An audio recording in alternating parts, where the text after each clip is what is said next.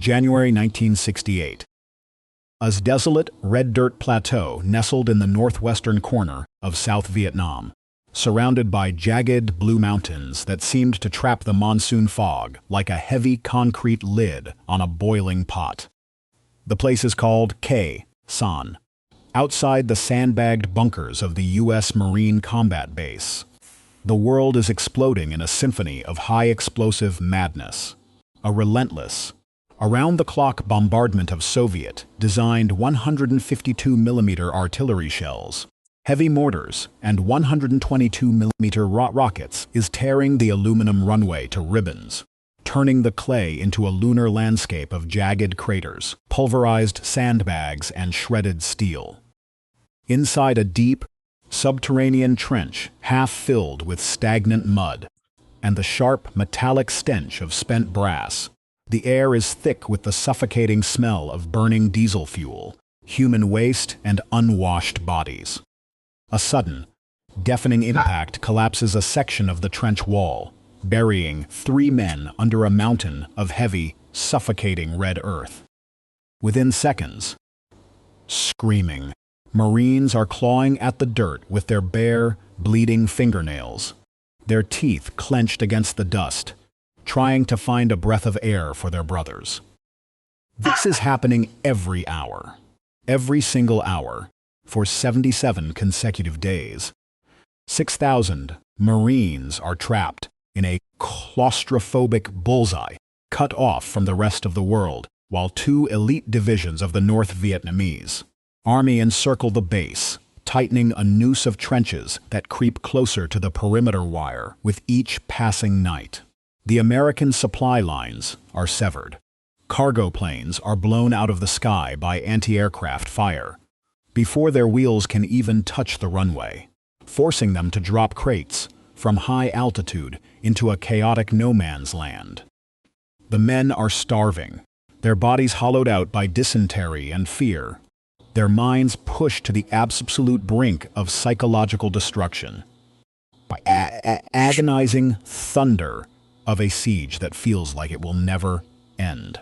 To understand what a 20-year-old Marine did in those muddy trenches, you first need to understand that this was never a story of high-ranking generals, strategic air mobility, or the sweeping geopolitical doctrines debated by politicians in Washington, D.C. It is a story about a microscopic piece of survival gear.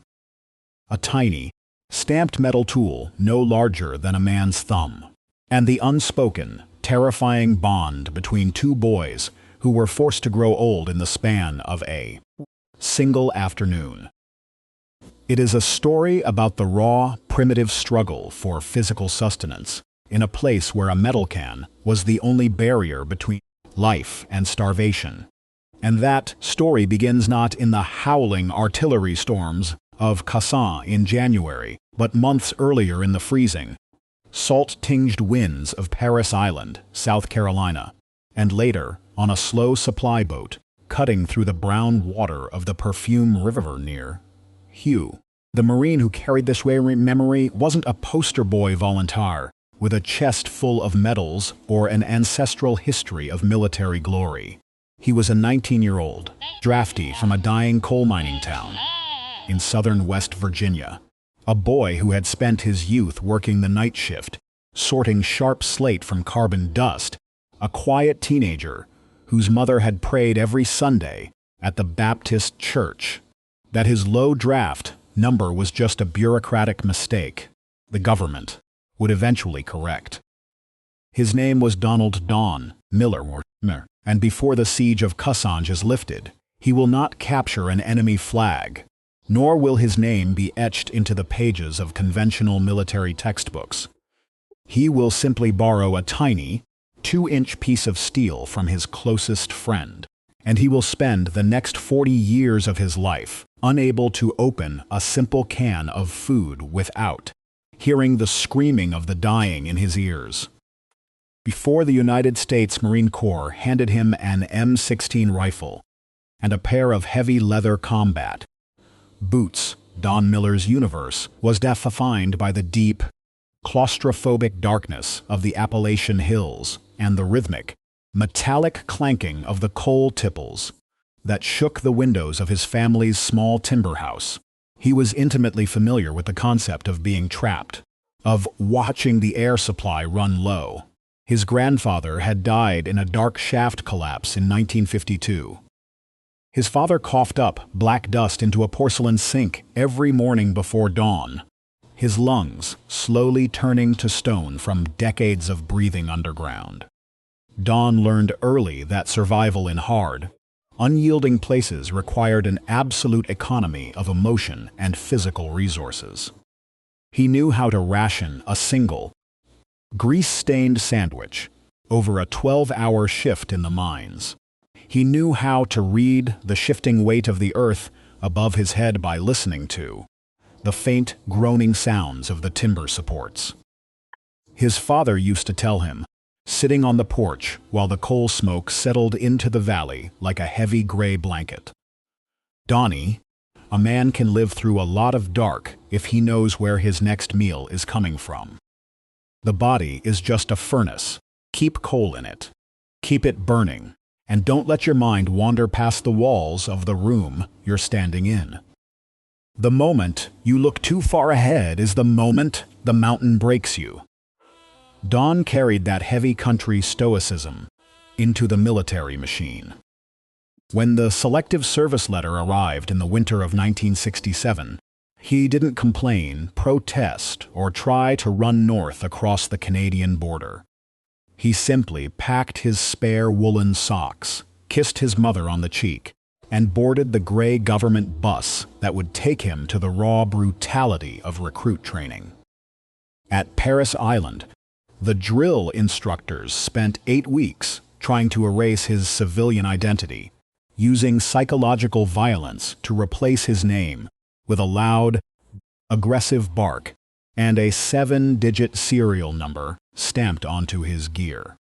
They taught him how to shoot till his shoulders were bruised, how to drive a bayonet into a dummy made of canvas and straw, and how to pack a rucksack until his collarbones cracked under the weight. But among all the lethal equipment they issued him, the fragmentation grenades, the steel helmets, the combat knives, there was one tiny, seemingly insignificant item that every experienced Marine treated with a strange, superstitious reverence: the P-38 can opener, known grimly by the grunts as the John Wayne due to a training film where the actor demonstrated its use. It was a 2-inch piece of stamped carbon steel with a small hinged tooth that folded out at a 90-degree angle. It had no handle, no gears, no springs, and no moving parts other than that tiny cutter. In the official military supply manuals, it cost the Pentagon exactly 9 cents to manufacture. It was designed for one purpose: to puncture and slice open the heavy tin cans of C-Rations that sustained the troops in the field. The instructors told the recruits that if they lost their P-38, they were as good as dead in the bush, because an M16 bayonet would spark against the heavy metal cans, dulling the edge and alerting enemy scouts to their position. Don wore his P-38 on the same ball chain as his silver dog tags, the tiny piece of steel resting directly against his chest, right beside the stamped letters of his blood type and his religion. It became his constant companion, a small piece of hardware that rattled against his skin with every step he took through the red clay, a constant, small metallic tick that matched the beat of his heart. By the time Don's unit, Bravo Company, 1st Battalion, 26th Marines, was deployed to the red hills surrounding Khe Sanh in late 1967, that tiny paints of metal had already undergone a physical transformation. The salt from his sweat, the tropical rain, and the constant humidity of the northern provinces had stripped away the factory finish, turning the steel a dull, dark gray that looked exactly like the slate he used to sort back in West Virginia. The base at Khe Sanh was a miserable patch of ground even before the North Vietnamese army opened fire. When the dry season hit, the red dust was so fine it penetrated everything. It clogged the firing mechanisms of their M16 rifles, turned their eyes into red, burning pockets of fluid, and mixed with the oil on their skin to create a thick paste that smelled of copper and sweat. Then came the winter monsoon, and the dust turned into a slick, red grease that swallowed their boots and collapsed the walls of their fighting holes. The Marines lived like moles, burrowed into sandbagged bunkers covered in heavy timber logs, and layer upon layer of landing mat steel to protect them from the incoming artillery. They slept on wet canvas cots, sharing their narrow, dark spaces with giant rats that would chew on their fingernails while they napped, their ears permanently tuned to the high-pitched whistle of incoming rounds that gave them less than 2 seconds to dive into the dirt. The only thing that kept the men connected to their baseline humanity was the arrival of the green wooden crates containing their daily rations.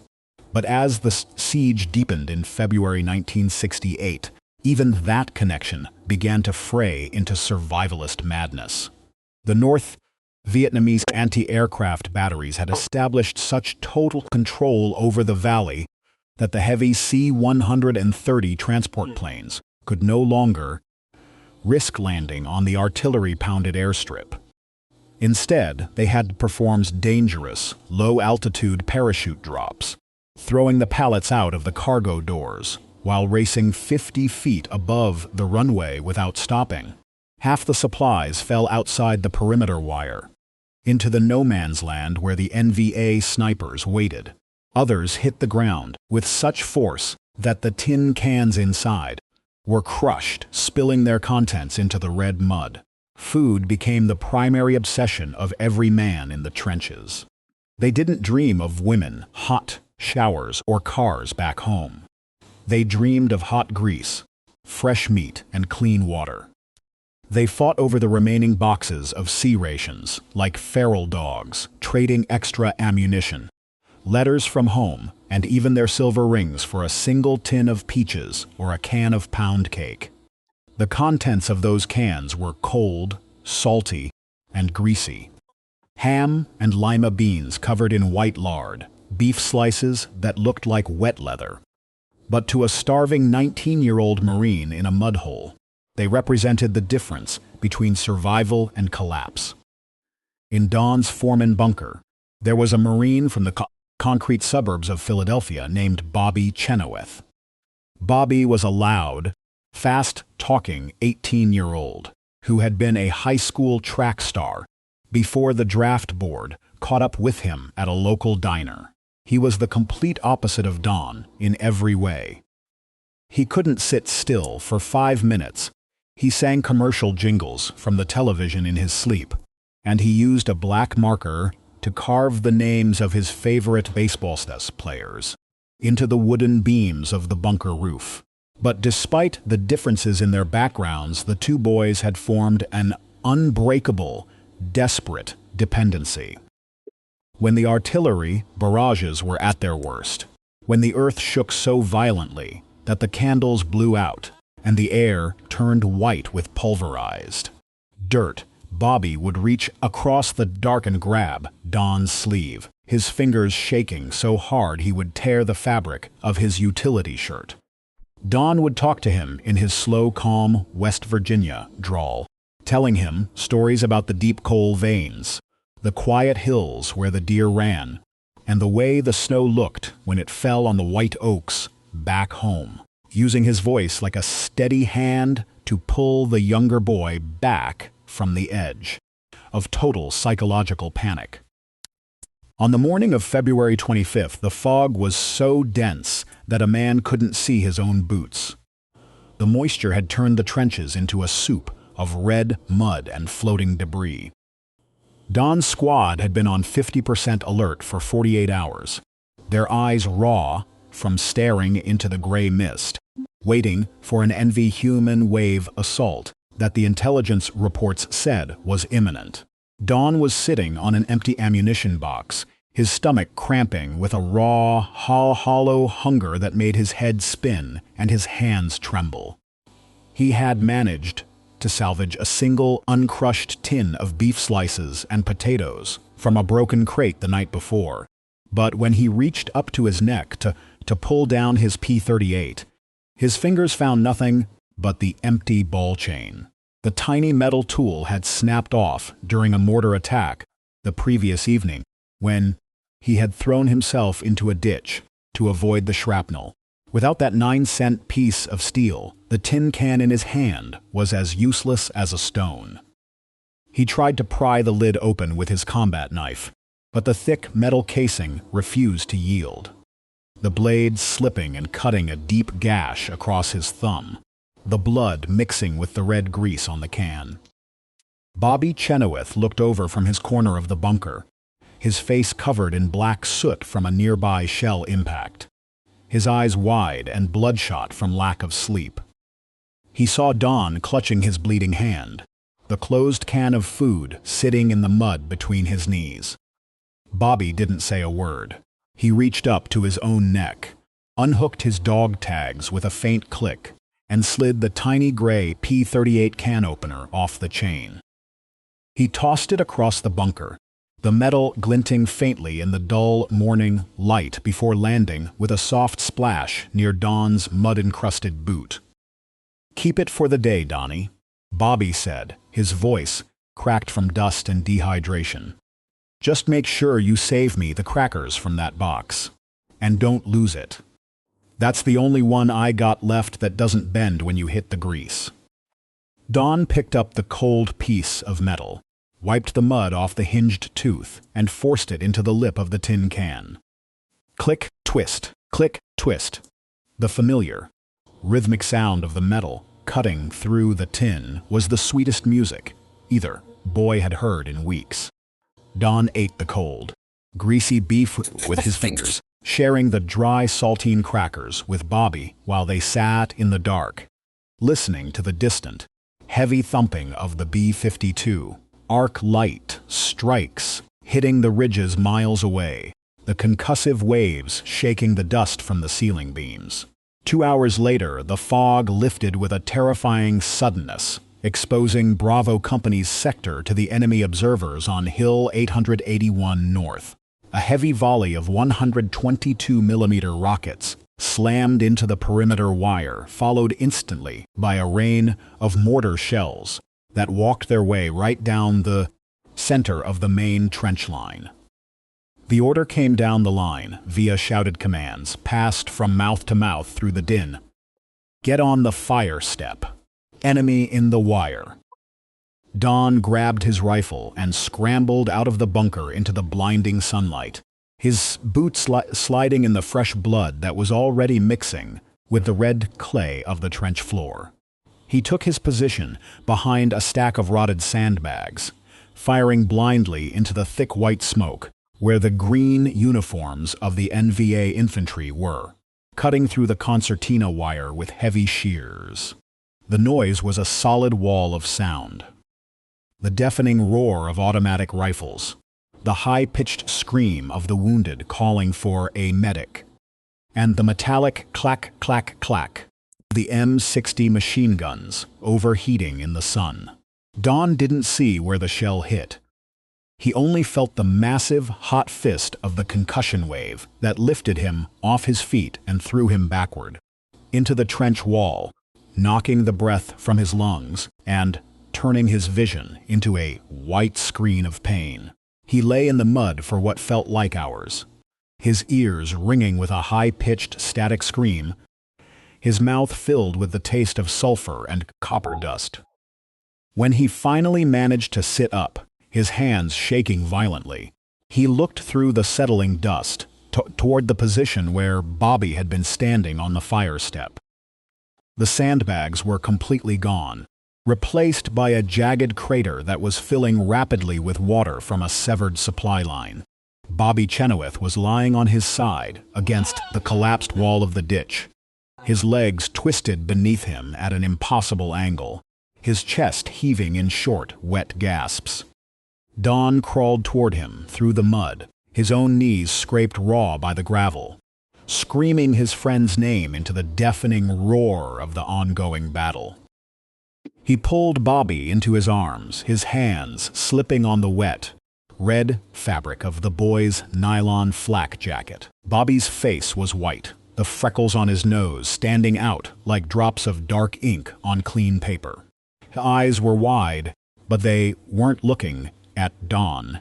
They were tracking something high in the blue sky above the smoke, beyond the mortar bursts. His lips moved, but the only sound that came out was a soft, bubbling whistle of air escaping his ruined lungs. Don reached down to press his hands against the massive wound in Bobby's chest, trying to hold the life inside him with sheer physical force, but he knew it was already over. He had seen that look too many times before in the mines. The sudden, empty stillness that comes when the internal mechanism finally stops. Bobby's head rolled back against Don's shoulder, his breath catching once, twice, a small tremor running through his jaw, and then he stopped altogether. The 18-year-old track star from Philadelphia was gone, his body turning cold and heavy in the West Virginia boy's arms while the artillery continued to chew the plateau into dust around them. When the medical corpsmen finally came to haul the bodies away, under the cover of the afternoon smoke, stacking them like ton ember near the helipad, Don Miller sat alone in the corner of his ruined bunker, his uniform encrusted with his best friend's blood, his mind completely blank. He didn't cry. His throat was too dry for tears, his chest filled with a vast, hollow coldness that felt exactly like the winter wind blowing through an abandoned mine shaft. He looked down at his right hand. His fingers were clenched so tightly around an object that his knuckles were white and his skin was torn by the edges. He opened his palm. Inside sat Bobby's P-38 can opener, the tiny gray piece of metal still caked with the red grease of their morning ration, and a streak of Bobby's blood. Don didn't slide it onto his own dog tag chain. He didn't want it next to his own name. He reached into his left breast pocket, pulled out a small piece of green canvas tape he had taken from an ammunition box, and wrapped the tiny tool until it was completely covered, hiding the steel from the light.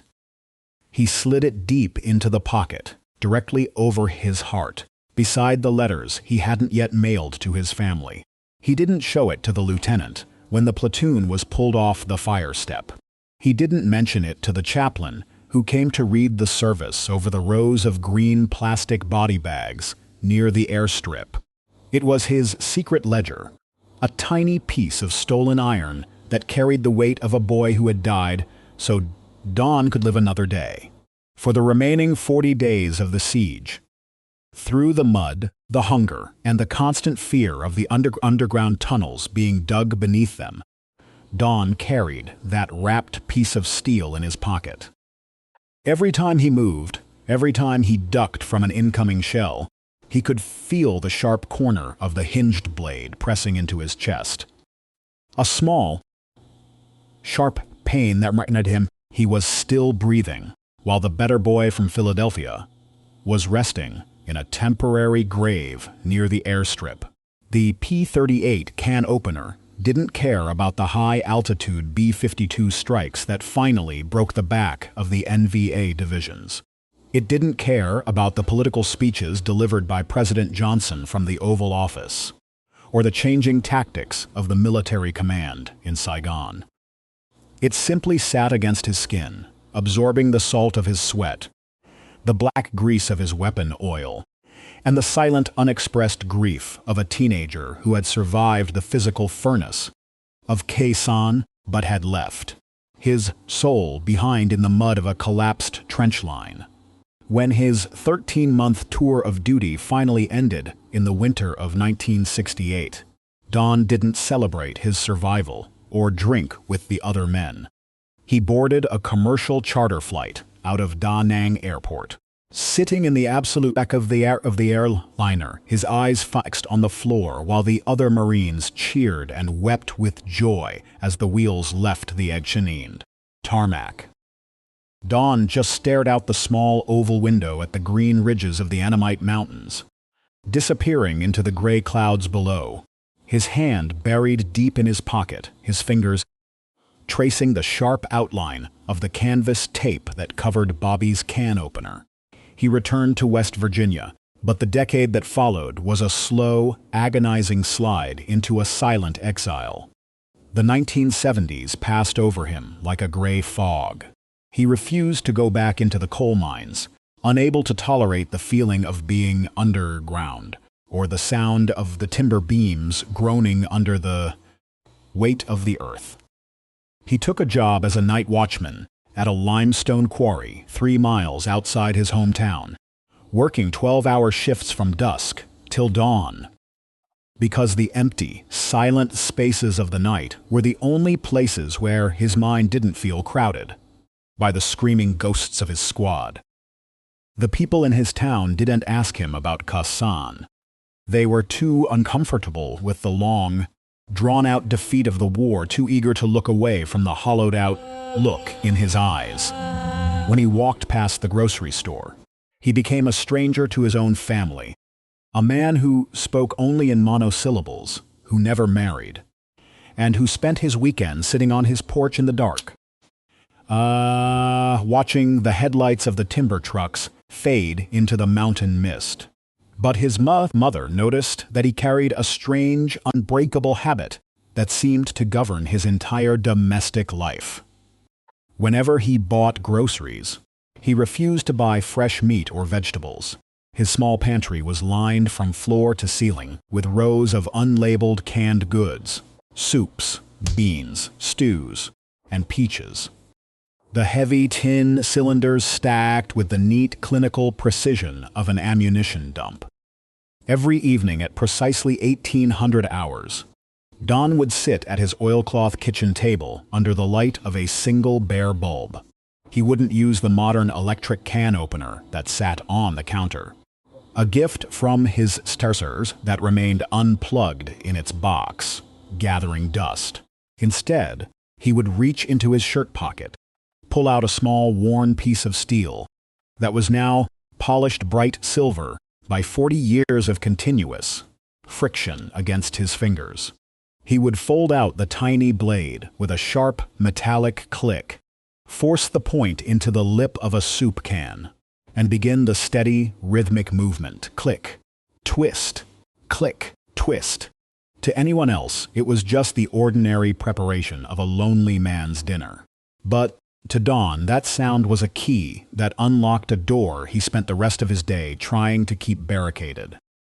With every puncture of the metal lid, the walls of his West Virginia kitchen would dissolve, replaced by the red grease of the Khe Sanh trenches, the smell of burning diesel, and the wet, white face of Bobby Chenoweth looking up at him through the smoke.